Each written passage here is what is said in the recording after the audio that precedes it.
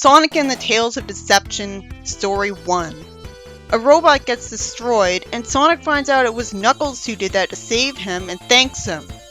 It sure was nice of Knuckles to fight robots instead of guard the Master Emerald. It's so lazy to say that Eggman's robots attacked the city, instead of saying the name of the city.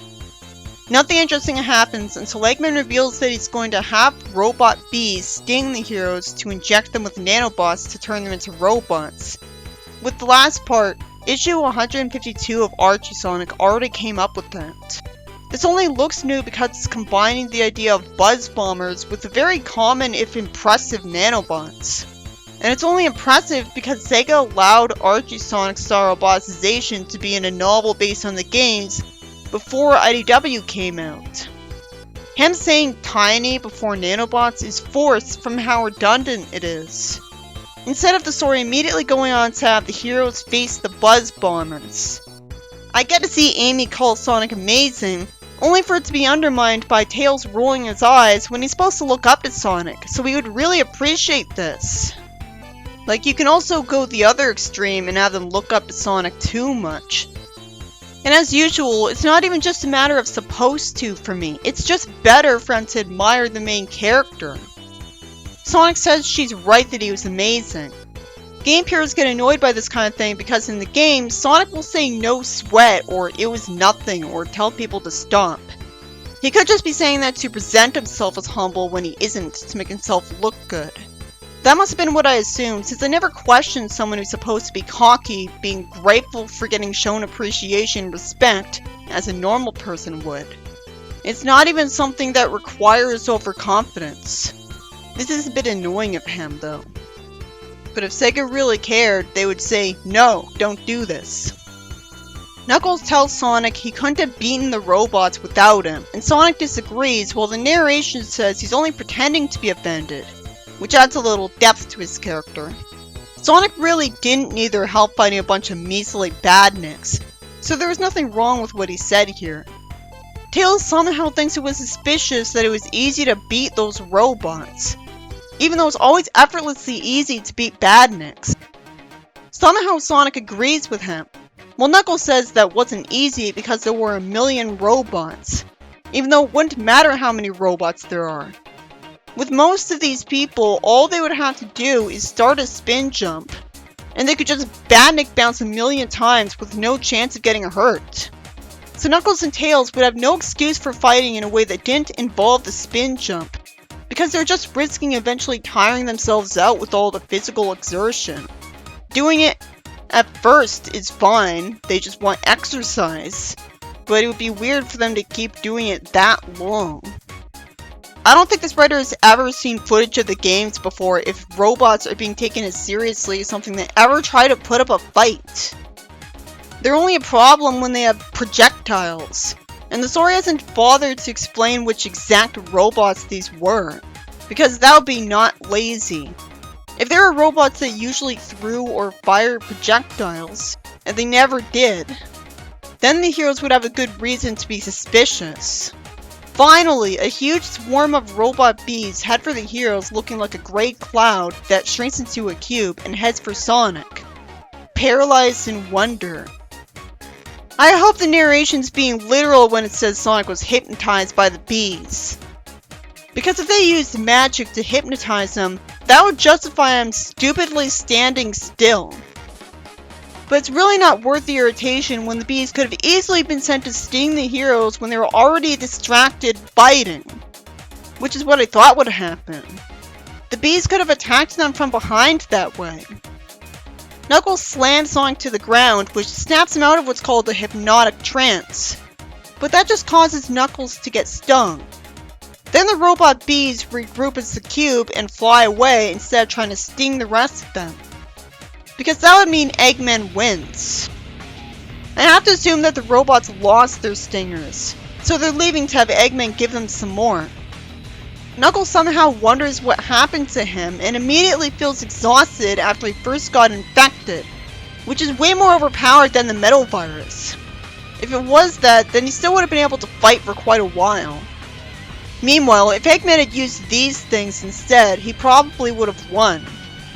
You just can't make Eggman as competent as he realistically would be, because that would end the series. You'd expect the heroes to get Knuckles to a hospital, but instead, Tails conveniently decides to have him connected to machines in his lab. Why does it say Tails is matter-of-factly saying that Knuckles is turning into a robot? He'd be startled by this. This almost happened to him in Lost World. It's like he doesn't even care about him. Which is logical because Knuckles bothered Sonic a lot more than he helped him in the games. But I'd expect Tails to be more compassionate than Sonic. Sonic says Eggman has to be behind this, as if it's some brilliant revelation and not something they'll instantly assume to be the case as soon as robots attack them. What lame dialogue that was.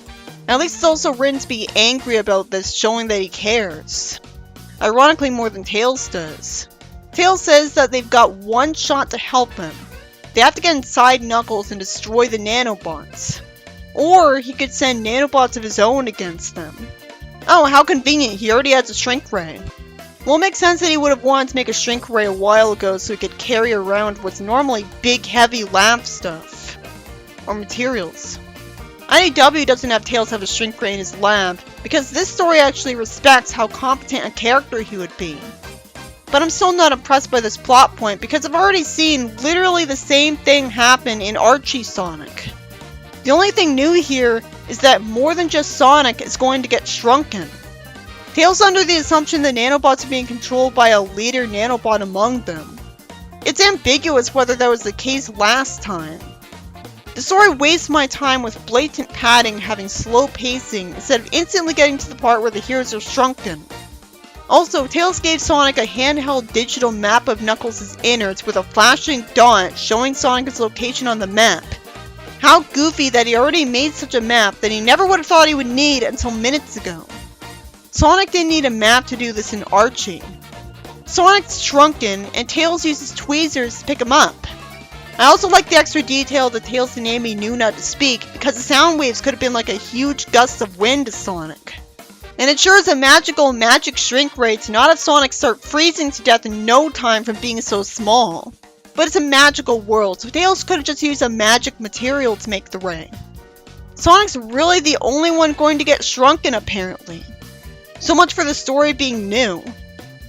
Sonic goes up to a door in the metal spot on Knuckles' arm that leads him into a metal hall that leads into an opening of muscle tissue.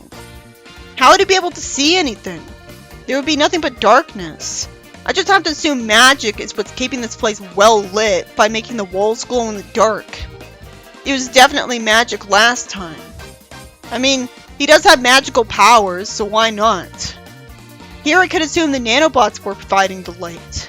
Conveniently, the nanobots only glance at Sonic before returning to their roboticization efforts, instead of trying to attack him like last time. So they're not a threat at all, and Sonic even points out they're wimpy as he destroys them. Eggman didn't anticipate that Sonic would try to destroy them. Well then what's the point of telling a story like this again if it's less engaging than last time? As lame as the constant jokes were in old Archie Sonic, at least there was something. This part of the story is mostly no dialogue and just narration describing where Sonic is and the fact that he's progressing. It's taking the cliche kitty concept seriously instead of parodying it, which would acknowledge how silly it is. It does have Sonic make one pun saying that the nanobots are getting on his nerves and then saying Knuckles' nerves, which is lame and doesn't take Knuckles' condition seriously. And the fact that Sonic is the one making the joke makes it nonsensical they thought this was worth joking about.